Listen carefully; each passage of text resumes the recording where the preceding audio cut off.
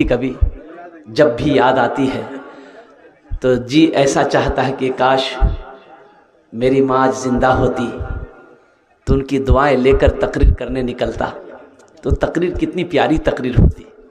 जब मैं जलसा करके लौटता तो मेरी माँ दरवाजे पे मेरा इंतजार कर रही होती। वो माँ ही तो है, वो माँ ही तो है। नौजवानों, एक वो वक्त था जब मेरी माँ जिंदा थी, तकरीर करने जब मैं आता था ना रात 12-1 बजे, दरवाजा मेरी माँ खोलती थी। अम्मी अभी तक आप सोए नहीं? कि बेटा कैसे सो जाता, तू बाहर था ना? कि अम्मी खाना खाया? बोला नहीं खाया। तुम खाए? हम तो जलसा में खा लिए।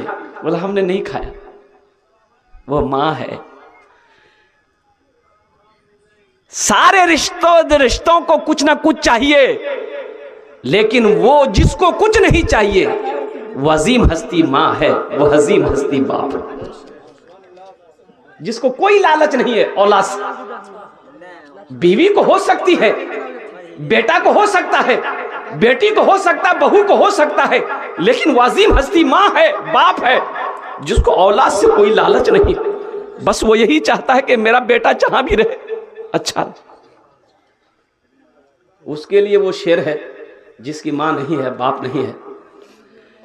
मत पूछो रातों को मैं भी कैसे कैसे सोता हूं, मत पूछो रातों को मैं भी कैसे कैसे सोता हूं। जब जब माँ की याद सताए चुप के रोता हूँ, चुप के रोता हूँ।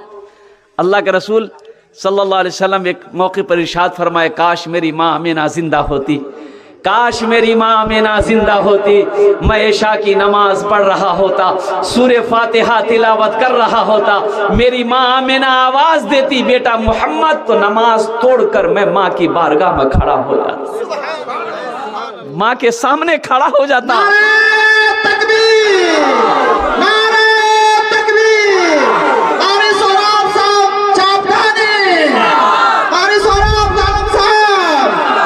नौजवानों, जानते हो ये कौन कह रहे हैं?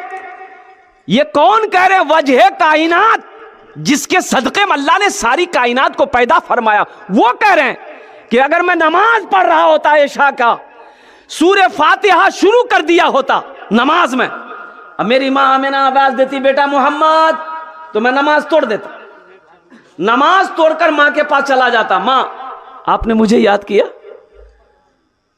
अभी का नौजवान, हमारा बच्चा लोग माँ बाप के सामने बेअदबी कर देता है, ऊंची आवाज में बात कर देता है। अल्लाह को यह पसंद नहीं है। अल्लाह कुरान में कहता है उफ़्फ़ियूं वला तनहरहुमा वक़ुल लहुमा क़ौलन करीमा वख़्फ़िज़ लहुमा जनाहज़ुल्लि मिनर रहमति वक़ुल रब्बिरहमहुमा कमा रब्बियानी सग़ीरा। अल्लाह कहता है कि अपने माँ बाप के सामने उफ तक ना करो, ये मुझे पसंद नहीं है। अल्लाह कहता है उफ़्फ़ियूं वला तनहरहुमा वक़ुल लहुमा क़ौलन करीमा, अपने माँ बाप को उफ तक ना कहो, उन्हें झिड़को नहीं, बल्कि क्या करो, उनके लिए शफ़क़त का बाजू बिछाओ और दुआ करो, रब्बिरहमहुमा कमा रब्बियानी सगीरा। या अल्लाह मेरे माँ बाप के ऊपर में रहम फरमा, जिस तरीके से उन्होंने मुझे बचपन में पाला पोसा बड़ा किया। सुभान अल्लाह, सुभान अल्लाह।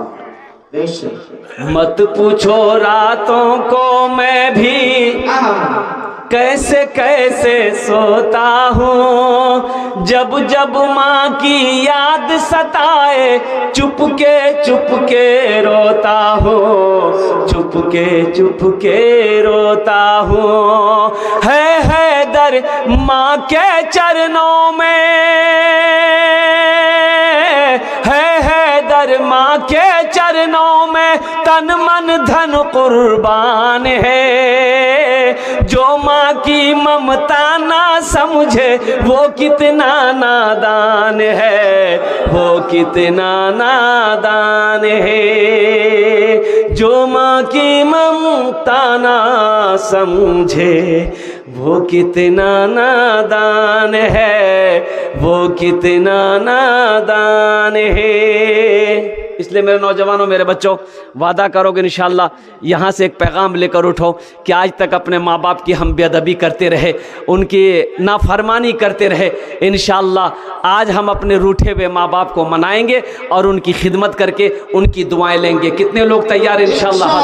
सारे लोग माशाअल्लाह। अल्लाह हमारे नौजवानों को सही समझ, सही बुद्धि अता फरमा। देखो, माँ बाप का मकाम अलग है, माँ बाप का मकाम अलग है। अब शादीशुदा हो, बीवी है, बीवी है, अब बीवी घर में बीवी भी है, तो अब बीवी के ऊपर में आपके माँ बाप की खिदमत जरूरी नहीं है।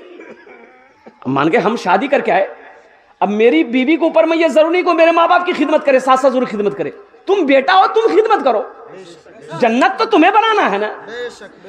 अगर बीवी आपकी अपने सास ससुर की खिदमत कर देती है, उनका अखलाक है, उन्हें सवाब मिलेगा, अल्लाह उसका अजर देगा, लेकिन असल हक तुम्हारा है। तुम अपनी माँ की खिदमत करो, तुम अपने बाप की खिदमत करो, इसलिए कि जन्नत तुम्हारे लिए कम। एक साहबी ने पूछा, या रसूलल्लाह, माँ बाप मेरे ऊपर, मेरे माँ बाप के क्या हक है? तो अल्लाह के रसूल ने इरशाद फरमाया, ये माँ बाप तुम्हारे लिए जन्नत भी है, दोज़ख भी है। पता चला कि उनकी खिदमत करोगे तो तुम्हें जन्नत मिलेगी, अगर इनकी नाफरमानी करोगे तो तुम्हें जहन्नम मिलेगा।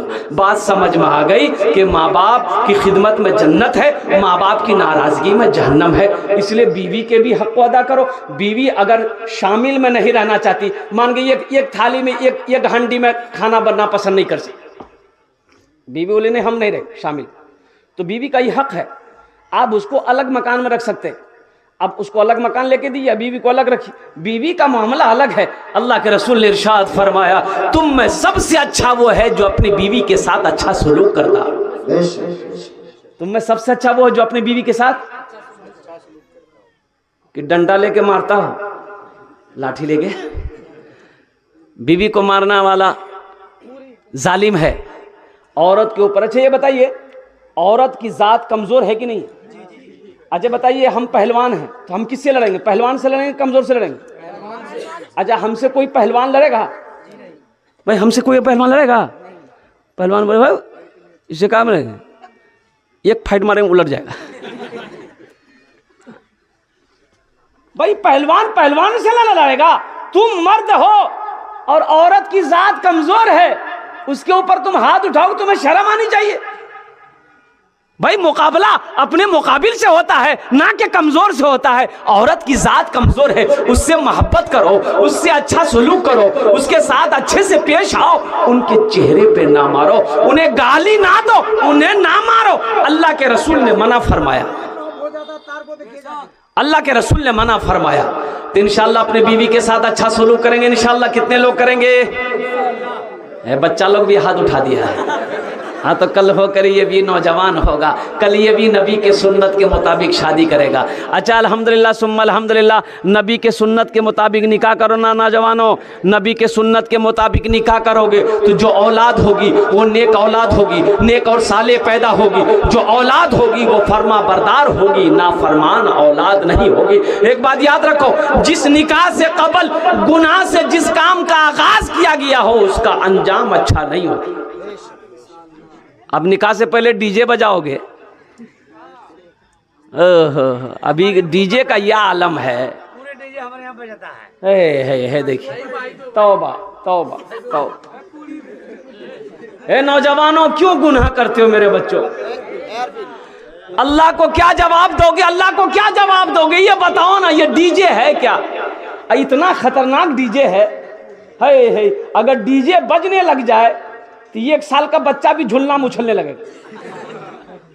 अब शैतान है, शैतान तो कहता है अब यहां हमारी जरूरत नहीं है, शैतान का खलेरा भाई सब खुदे है। तौबा करो मेरे बच्चों, निकाह जब करना नबी के सुन्नत के मुताबिक करना। ये डीजे गाना बजाना, अब देखो निकाह एक बाबरकत अमल है। अल्लाह के रसूल ने इरशाद फरमाया कि निकाह करो, निकाह में बरकत है, निकाह में खैर है। अगर तुम्हारा कारोबार नहीं चल रहा, कोई बिजनेस नहीं है, कोई काम धंधा नहीं है, इसके वजह से निकाह में ताखीर मत करो। अल्लाह कहता है मेरा बंदा निकाह करो, हम रोजी का दरवाजा खोल देंगे। तुम निकाह करके तो देखो, निकाह करो, गुनाह का दरवाजा बंद होगा। अल्हम्दुलिल्लाह और बीवी आएगी, शायद वो किस्मत लेकर आए, अल्लाह उसकी वजह से, निकाह की बरकत से अल्लाह रोजी का दरवाजा खोल देगा। शायद उस बच्ची का कदम तुम्हारे घर में पड़ जाए, अल्लाह बरकत ही बरकत पैदा फरमा देगा। तो नबी के सुन्नत के मुताबिक निकाह करना, कोई डीजे नहीं, कोई बाजा नहीं, कोई डांस नहीं। आज तो आलम ताजा देखिएगा, पहले शादी होती थी तो कोई लोग नचनिया अगर लेके जाता था ना, नचनिया होता था ना पहले, वो भाड़े मिलता था नचनिया लोग, तो अभी कहाँ है नचनिया? यहाँ तो इसका दोस्ते सब कहता है, दो नचनिया की करो, हमें नाची दो। बोले बात सही गलत है? बोलिए। अब नचनिया का ये तो खुद ही नाचता है, ये उससे बड़का नचनिया है, इंटरनेशनल नचनिया। मतलब मुसलमान नाचने के लिए आया है, दुनिया में मुसलमान नाचने के लिए आया है। तुम दीन का सिपाही हो, ए नौजवानों, तुम अपने आप को पहचानो, तुम मर्द मुजाहिद हो, नबी का गुलाम हो तुम, तुम्हारा एक मकाम है। अपने वजूद को पहचानो, अपने मकाम को पहचानो, अपनी इज्जत को पहचानो। तुम्हारी शान तो वो होनी चाहिए कि जिस गली से ये मर्द मुजाहिद गुजर जाए, नबी का दीवाना गुजर जाए, उसकी खुशबू बता दे इधर से कोई गुलाम गुजरा। सुभान अल्लाह, नारे तकबीर, नारे तकबीर, नारे सलाम, उम्मत मुस्लिमा के नौजवान, उम्मत मुस्लिमा के नौजवान। इसलिए नौजवानों, मेरे